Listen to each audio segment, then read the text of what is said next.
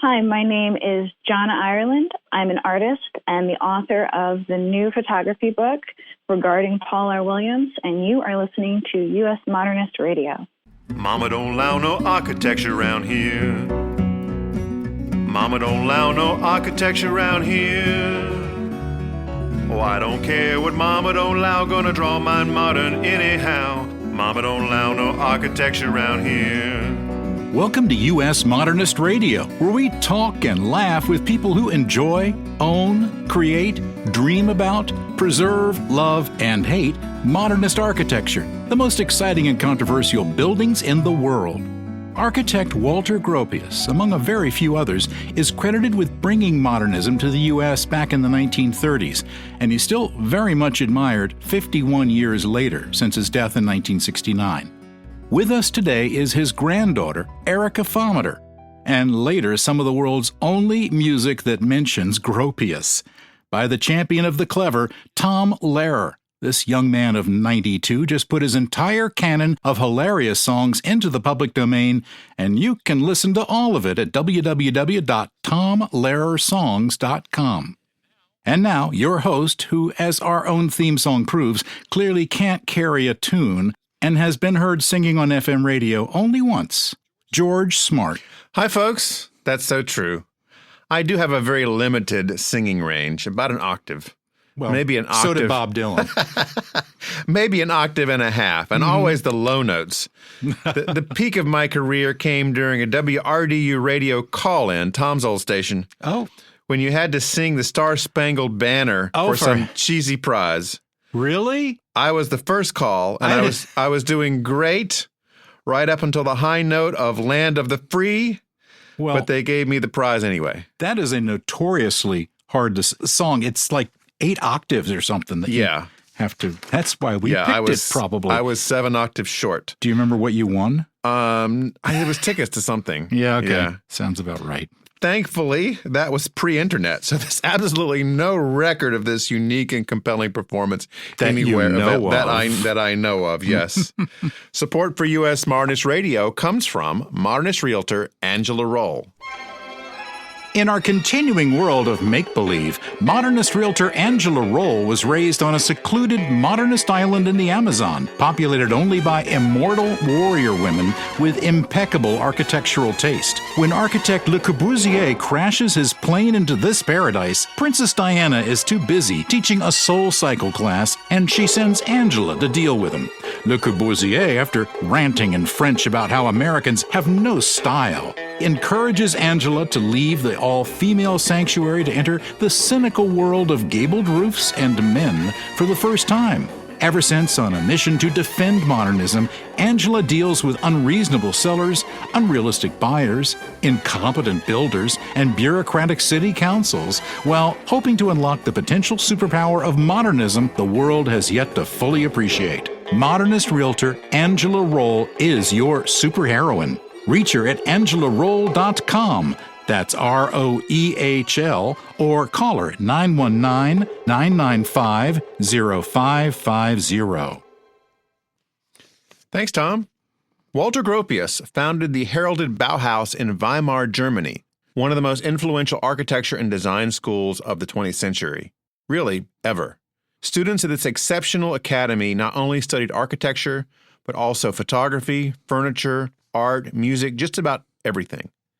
The rise of Hitler in the 1930s drove Gropius out of Germany, first to London, working for Maxwell Fry, and later in 1937 to Cambridge, where he taught at Harvard and MIT.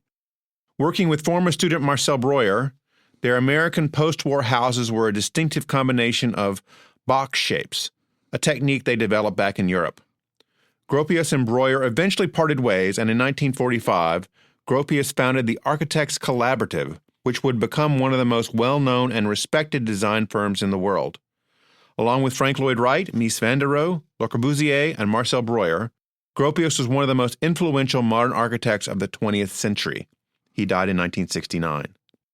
Erika Pfammatter is a musician, music teacher, and former minister of music who grew up as the granddaughter of Walter Gropius, the daughter of another architect, Charles Forberg, and the stepdaughter of another architect, John Johansen. Wow. My mother had a type. In 1970, when she was just 10 years old, she went to a crazy metal-themed party honoring Gropius, which was described as the press that she was like a small Teutonic goddess of light with a diadem of bright flowers. Oh. How nice. Really? I don't remember that. What's a diadem? It's like a a crown. Yeah, a crown.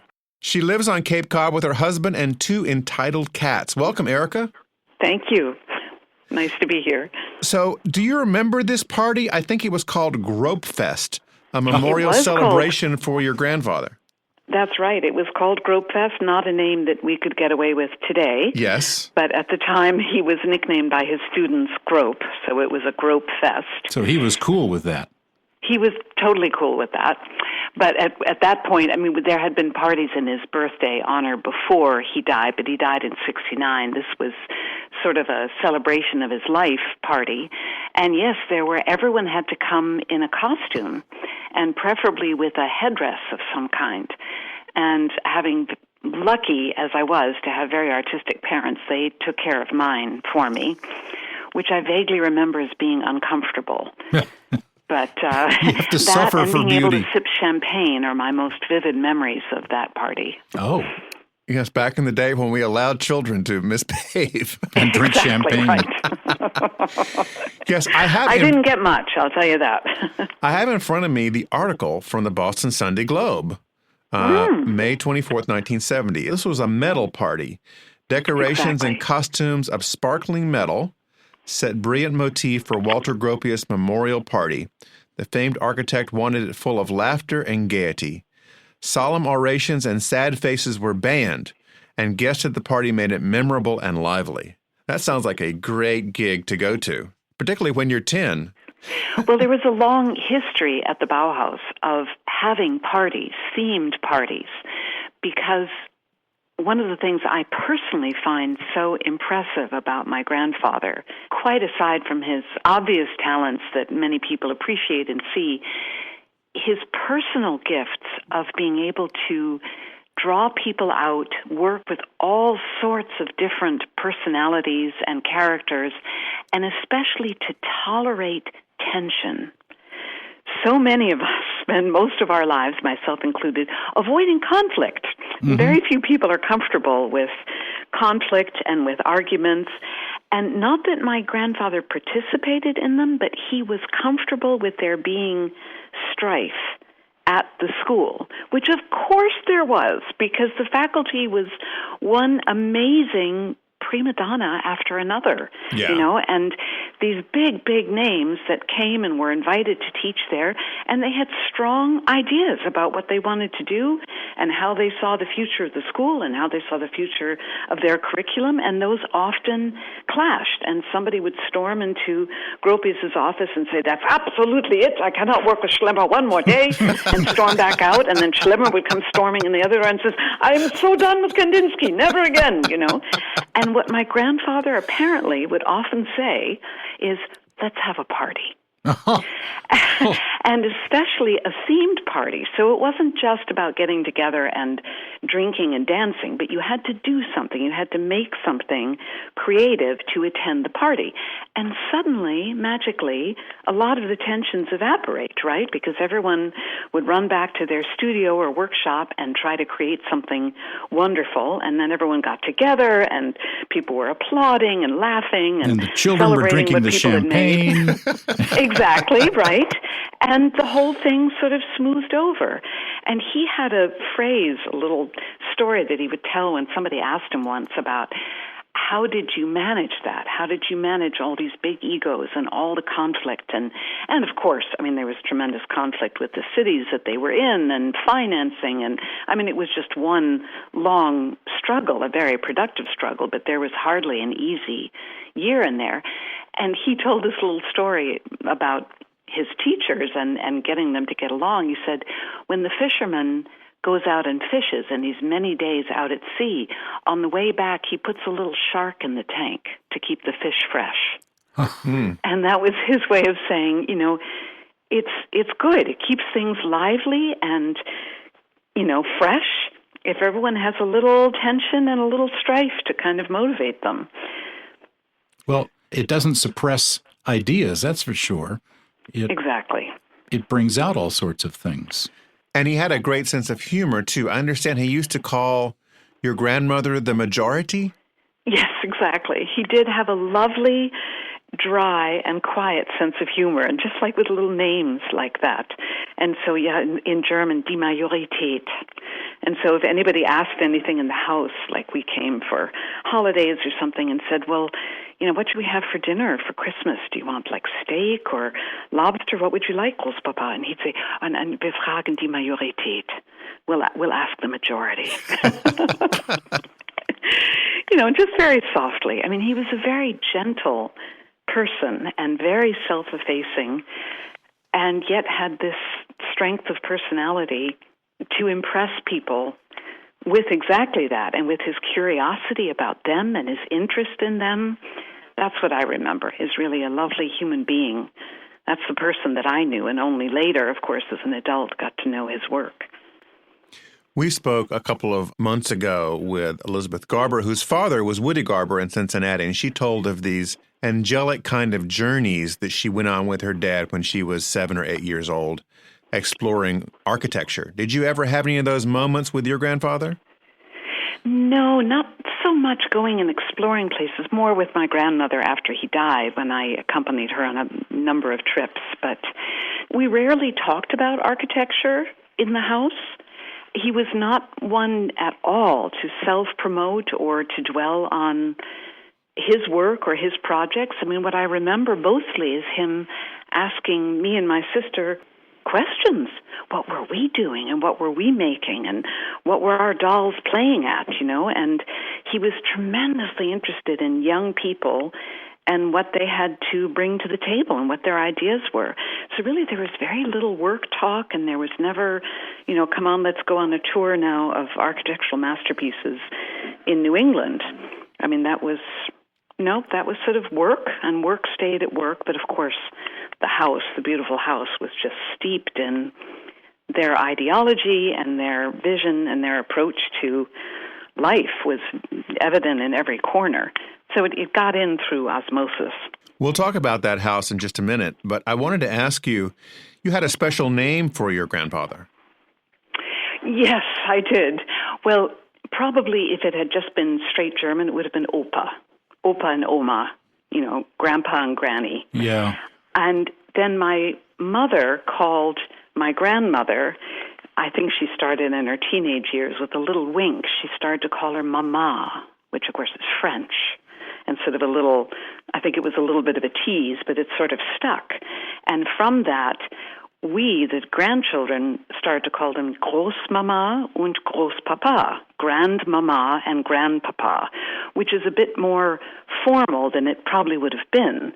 But it all extended from that original nickname. And I, as a little girl, I couldn't say that German guttural R in Groß, so it was Großpapa and Großmama, which they took with very good humor. Now, did you have any clue he was a big deal as a child, or did that come to your consciousness later on? I think there was a party for him at Harvard, a birthday party for his 85th birthday, the year before he died. And there are pictures of me standing with him at this party, and there were an awful lot of people there and speeches and so on. I remember that as being like, wow, what is going on? And I also remember when he died, my mother, I knew, of course, he was very sick, and I was living with friends so that she could take care of him. And then when she came to pick me up, she brought the New York Times and just showed me the front page, and it said, you know, Walter Gropius dead at 86 or something. And that also really struck me that, oh my God, he's in the newspaper. And the paper of record. Exactly. I mean, this isn't even like the Wellfleet Times on Cape Cod or something. Right. Tell me about your mother. Ha ha ha. Besides having great taste in, you know, architect husbands. Yes, her type. Well, she was a powerhouse, and I come from a line of them, but I'm not one. But no, she was a very talented artist, and very strong. I mean, she was raised in this, and she felt herself to be inadequate to kind of carry on the family tradition. But actually, she did a beautiful job teaching and giving lectures and, really picking up the torch after my grandmother died and carrying it forward. And if she was difficult to live with, that's immaterial. Yeah. She lived in England for a while, right? Yes, they moved to England for a couple of years, hoping to make a go of it there, but it just didn't pan out. And then Harvard invited him to come and take over the Graduate School of Design. And that was just the beginning of this, huge metamorphosis of design in the United States. Right. Well, of course, it was fomenting here as well, but certainly him coming and having students who then brought that out into the world. And, of course, as you mentioned in your intro, all of that. Now, architect John Johansen was one of the celebrated Harvard Five eventually, and he studied at Harvard under Breuer and Walter Gropius. How did he meet your mom? Well, apparently he first met her at a party, again, at my grandfather's house and grandmother's house. Was there a theme? I don't remember that part. I think it was just, I know that every year they had a gathering at their house to celebrate their graduate students because there weren't that many, and I think the ones that were moving on and getting their degrees or something, and they were all invited out to Lincoln and given a good dinner and a party. And John was about 10 years older than my mother, and so he would have been about 25, and he remembers this rather sullen 15-year-old who sort of skulked around the edges of the party, being forced to serve hors d'oeuvres or something like that, grumpy and scowling. And it was not exactly love at first sight at that point, but then many years later they met again in New York through mutual friends, and she doesn't remember him, he remembers her. We've just become familiar with Johansen's work over the last couple of years and have almost all his houses on our website at U.S. Modernist. He was really an extraordinary architect. He really was. He really was. I mean, he was just, had so much innate creativity. And he was just, I've never known, I've been extraordinarily lucky in my life to have known these people. I mean, when he wasn't, you couldn't contain it. You couldn't contain it. Even when he had retired from his office, he would write mad limericks and draw and paint crazy pictures. Oh, he told the best limerick about himself. And his whole, which I will quote to you in a moment if I may, sure, just for your own fun and amusement. But he built a house for himself. He built, obviously, many, many, many things. But he built a house, we helped him. We all, the three of us and a couple of kids, got together and built this wacky house in upstate New York on some leaning steel pylons. It ended up looking, you may have seen it, like a pyramid with a truncated top. Yes. And the walls were corrugated fiberglass. So it was translucent. So if a bird flew by, you would see it through the wall of the building. And in the original house, all the levels were open. There were no walls on the second floor bedroom or my bedroom, the third floor bedroom. They were just open. So if you wandered at night, you were done for. You stayed in bed. In upstate New York? In upstate New York, near Millbrook, an old town called Stanfordville. Okay. I'm thinking this might be a summer house, not very insulated.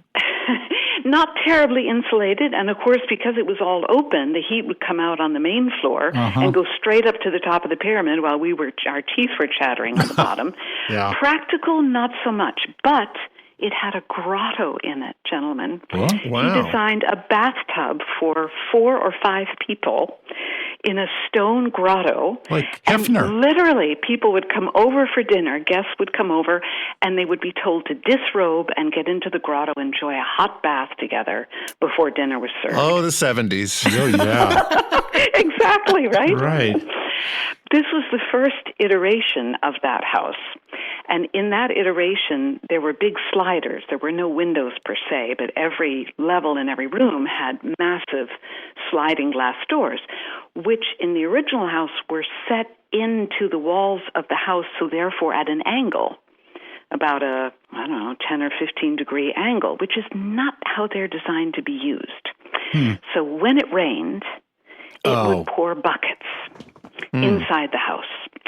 And we would construct from my window up and way up on the third floor a chute of black garbage bags, contractor bags, duct taped together, a chute winding down the spiral staircase and into the grotto to direct the rainwater out of the house and out of the living room. And about this, John wrote this meanwhile, my mother is railing to the gods above, in a panic. And I think it's kind of fun because I'm like 12, And John is benign and at peace. And he writes a limerick that says, an architect free of self-doubt built a house made of plastic and grout. It's raining, said daughter, me. We're taking on water. Yes, he said, but think of all I keep out. Huh. Isn't that lovely? The glass is half full. Right. Exactly. Right. So that was John, was, full of wonderful vision. And usually there was a good engineer nearby to make sure that things actually opened and closed and shut and didn't leak. Now, according to my notes, that house had a fire at some point and was rebuilt? Yes, exactly. And then it burned to the ground in about 10 minutes. Okay. So, and then it was rebuilt and in a slightly modified form with little dormers that came out so the sliders could now be vertical and no longer leaked. And the fiberglass siding was no longer the beautiful pure white that they both loved, but actually the fire retardant sort of off-white, which John fondly called dog's tooth yellow. Is the house still around? It is. They sold it some years before they died when they moved out to the Cape full-time and sold it to a pair of professors from Pratt, I believe. I never met them, but both architecture professors, I believe. Well, that's the kind of people you want moving into that kind of crazy house. Yep. Exactly. I think they were the high bidders and the only bidders. Especially if they have an engineer in their Rolodex, too, to help them maintain the place. Yeah. Yeah. John Johansen, he lived a long time. He did. He made it to 96. Holy cow. Yep. And your mom lived a long time, too. Pretty well, yeah, 88. Yeah. They passed away roughly around the same time? Yes, within a couple of years. John died in 2012 and my mom in 2014. Okay. Yeah, I see on the internet various photos of her, I think, at different houses and out in Cape Cod, showing things. Really cool photos. Yeah. Tell us about your father, Charles Forberg. He was an architect, too. How did he fit into all this? He was an architect, too, and they met each other at Black Mountain College, which they both in North attended. Carolina, right? Oh, yeah. Exactly. And it's just on an aside, it's sort of funny how my mother got there because obviously they had moved many times and finally ended up in Lincoln, and she attended Concord Academy, which nowadays is a wonderfully progressive and creative and liberal educational institution. But at the time, back in the late 30s and 40s, was what it sounded like, Concord Academy. I'm not quite sure they had uniforms, but I wouldn't be surprised if they did. And it was not exactly the educational environment they envisioned for her or she envisioned for herself, but that's what was available nearby. And it was a good education. And then in the summer of her junior year in high school, the Gropiuses had very good friends who were on the faculty at Black Mountain. Old friends from Germany, and of course, the primary one being Josef Albers and his wife, Annie Albers. And so she went down to North Carolina to Black Mountain to spend the summer down there, living with the Alberses and working, in the fields and just having an experience, and loved it so much she literally refused to come back. Whoa. And tested out of her senior year and went to college a year early because she loved it so much and felt so at home with those people and with that ideology and that philosophy. And my father came through a very different route, but he was also there, and that's where they met and then got married. And he was an architect and then studied with my grandfather at Harvard, got his master's there, and then he taught at the Institute of Design out in Chicago for some years, which is sort of a little mini Bauhaus offshoot as well for as long as it lasted. And Laszlo Moholy-Nagy, I think, was part of that? Exactly, right, and made a lot of good friends and met a lot of people in that circle out there. And he designed mostly houses, but also worked with a lot of artists and did installations like at the Louvre and places like that. But sort of the thing that I trot out as his claim to fame is that he and his partner were really the principal designers of the Pan Am logo. They did a big renovation for Pan Am, and so that classic logo of the blue globe with the geodetic lines on it and that typeface with the wings. That was your grandfather. Mostly him, yeah. Now, did he also design the Pan Am building? No, but boy, did I have a heady couple years. Yeah. In the mid-'70s, when my grandfather designed that building, and at the top of it was my father's logo. Oh, wow, yeah. And I would walk down Fifth Avenue and say to myself, I got to do something pretty big in life. These clown shoes that I'm wearing are very hard to fill. Right.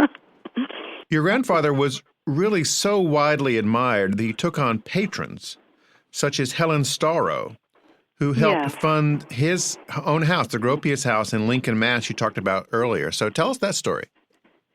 Well, yes, obviously I didn't meet her. And what I've heard about her is just that she was, in her own way, quite a remarkable woman. And she developed at least an appreciation for, if not wholeheartedly for modern architecture. But apparently she also felt strongly, what I've heard, is that immigrants coming over because of the situation in Europe really deserved to have a start here in America. And someone, I don't know who, I'm afraid, but we could all find out if we researched it, put the two of them in touch, and she volunteered to buy this piece of land in Lincoln, or perhaps she already owned it, and to finance the construction of the house, and then basically sort of lease it to the Gropiuses or mortgage it to them so that they could buy it over time, which they did. But without her, they would have been living in an apartment in Dorchester, because they had nothing when they came over. And your mom, I understand, wanted to have a house with no roof. Yes. She made a number of requests, most of which she got. Not quite the last one. Yes, she wanted sand on the floor and a room with no roof. So I don't know if you've seen enough pictures of the house, but her bedroom upstairs leads out onto a deck, a second-story deck, and, of course, above the deck are these beautiful vertical slats for an ivy or some vine to grow on, but, of course, it has no ceiling. And so that was as close as he could get for that. And the sand, my grandmother nixed that. Yeah, that would have worked really well in Southern California, maybe. Exactly. Right. Your mother so wanted much in New England, yeah. Your mother wanted to sleep under the stars. She did.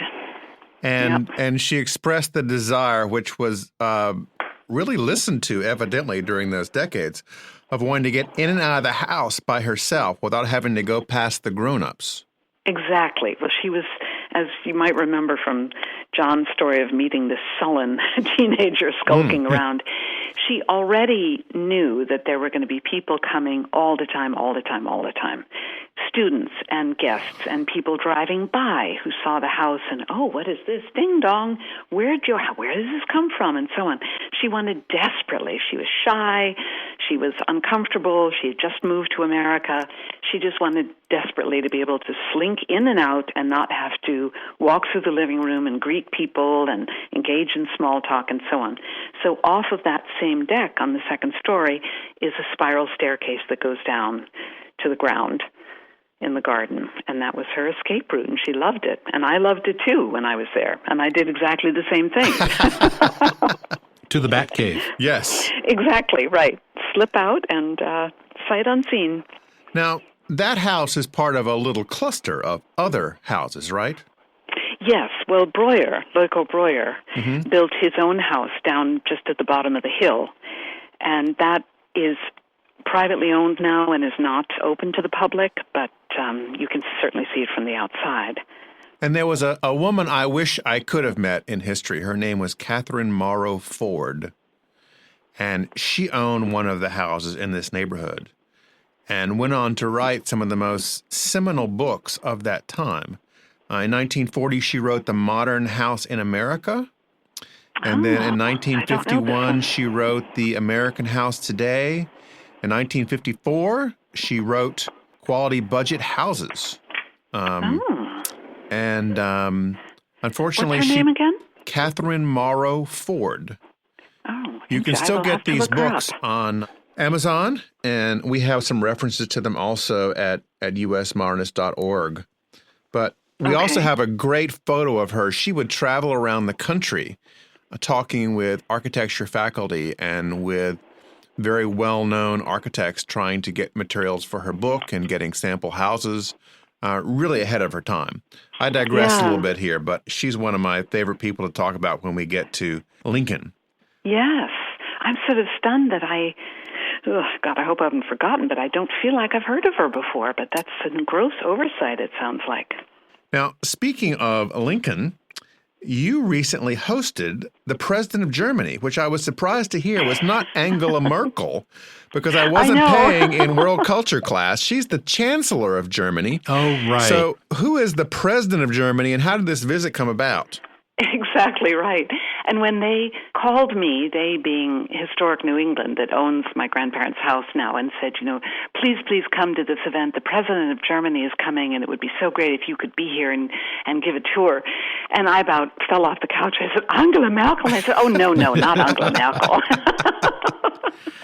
I said, well, thank God, because I did actually see Angela Merkel at another event last year for the Bauhaus. But the President of Germany, as I understand it, is a mostly ceremonial position, and the person who holds it for a period of time, I don't remember how long that is elected by the government and by a group of about 700 people, partly government officials, partly regular people from the public. Again, I'm a little bit vague on it. It was last year when I met him, but it's his job. So Angela Merkel doesn't have to go and smash champagne bottles on every single ship and cut the ribbon to every single museum. This is what this person does, the president, and goes to funerals, international funerals, and that sort of thing. So they're treated with tremendous respect and the full Secret Service accompaniment and all of that, but they have nothing to do with policy or government per se.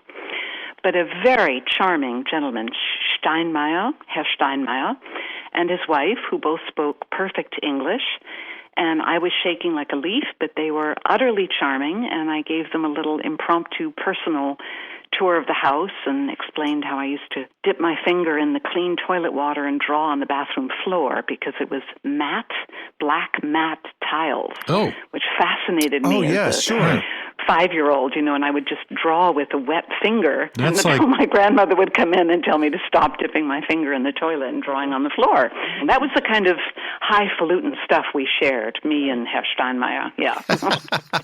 How did he like the house? He loved it. They were both really very impressed and very dazzled, which was very sweet. I mean, they really made quite an effort to come out and see it. They were in Boston for some other events having to do with the German-American Year of Friendship or something, and made the effort to drive all the way out to Lincoln to see the house on a tight schedule and then go right back. So he was genuinely very interested. At some point, you must have considered design and architecture for yourself, but you went into music.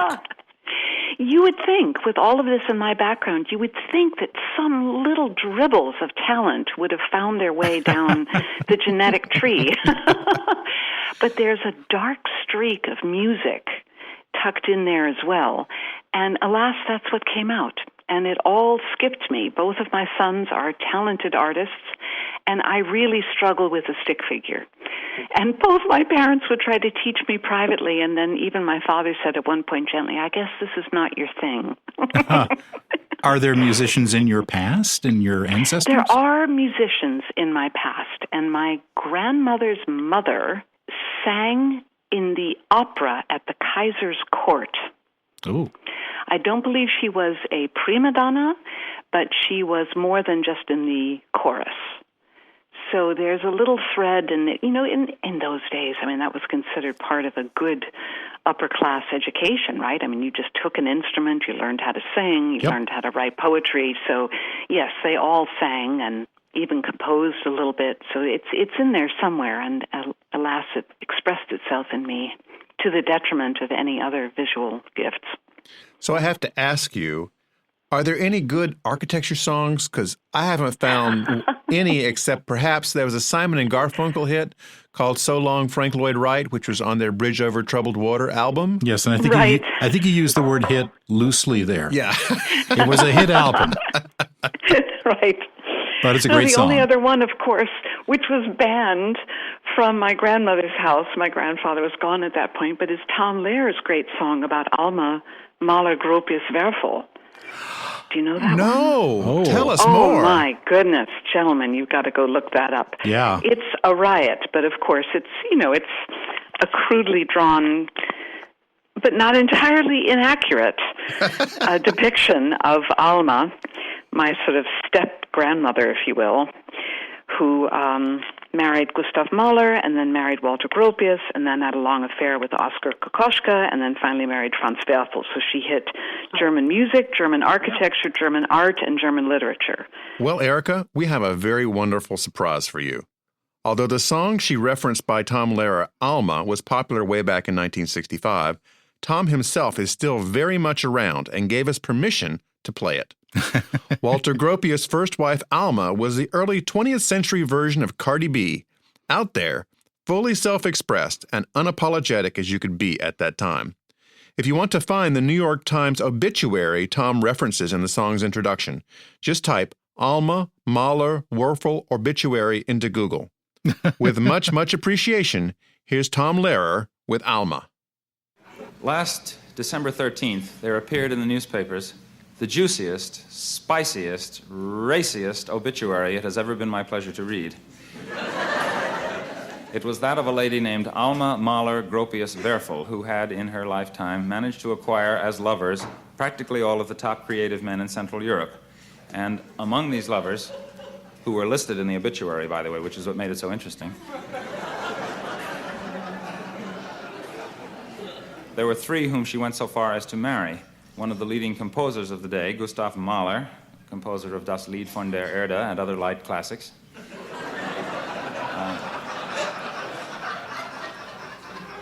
One of the leading architects, Walter Gropius, of the Bauhaus School of Design, and one of the leading writers, Franz Werfel, author of The Song of Bernadette and other masterpieces.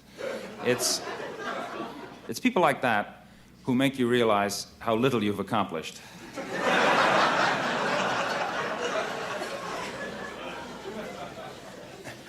It is a sobering thought, for example, that when Mozart was my age, he had been dead for 2 years.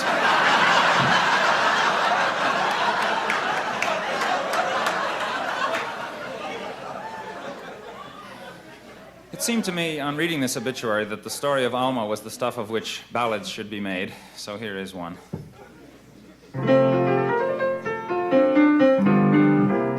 The loveliest girl in Vienna was Alma, the smartest as well. Once you picked her up on your antenna, you'd never be free of her spell. Her lovers were many and varied. From the day she began her bigging, there were 3 famous ones whom she married, and God knows how many between.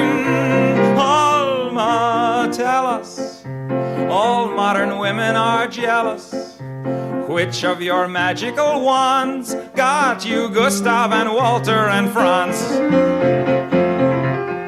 The first one she married was Mahler, whose buddies all knew him as Gustav. And each time he saw her he'd holler, "Ach, that is the Fräulein I must have." Their marriage, however, was murder. He'd scream to the heavens above, "I'm writing das Lied von der Erde," and she only wants to make love. Alma, tell us, all modern women are jealous. You should have a statue in bronze for bagging Gustav and Walter and Franz. While married to Gus, she met Gropius, and soon she was swinging with Walter. Gus died and her teardrops were copious. She cried all the way to the altar. but he would work late at the Bauhaus and only came home now and then. She said, what am I running? A chow house? It's time to change partners again. Alma, tell us, all modern women are jealous. Though you didn't even use pawns, you got Gustav and Walter and Franz. While married to Walt, she'd met Werfel, and he too was caught in her net. He married her, but he was careful, 'cause Alma was no Bernadette. And that is the story of Alma, who knew how to receive and to give. The body that reached her embalmer was one that had known how to live. Alma, tell us, how can they help being jealous? Ducks always envy the swans who get Gustav and Walter. You never did falter with Gustav and Walter and Franz. That was Tom Lehrer singing Alma, a very special and apparently forbidden song in Walter Gropius's household. Thank you so much for joining us. It's been such a pleasure and hearing these stories. It's been a great pleasure to talk to you both, and thank you for your interest, and thank you for your podcast. I mean, I think it's wonderful. Thanks for listening. U.S. Modernist Radio is underwritten by Angela Roll, your special real estate agent for Modernist Houses. Okay, Tom, take us home. Visit usmodernist.org's massive archives to listen to past shows, discover documentation of 8,000 significant modernist houses, and access 3 million pages of classic 20th century architecture magazines. U.S. Modernist Radio is produced by Soundtracks Recording Studios in Raleigh, North Carolina. Our theme song is performed by George Smart and Robinson Earl. Carrie Cesarino researches guests while juggling 2 above-average children, a flaming sword, a bowling ball, and a bottle of Dom Perignon. U.S. Modernist Radio is a production of Modernist Archive, a non-profit educational archive for the documentation, preservation, and promotion of modernist residential design. I'm Tom Guild. George and I'll be back soon with another edition of U.S. Modernist Radio.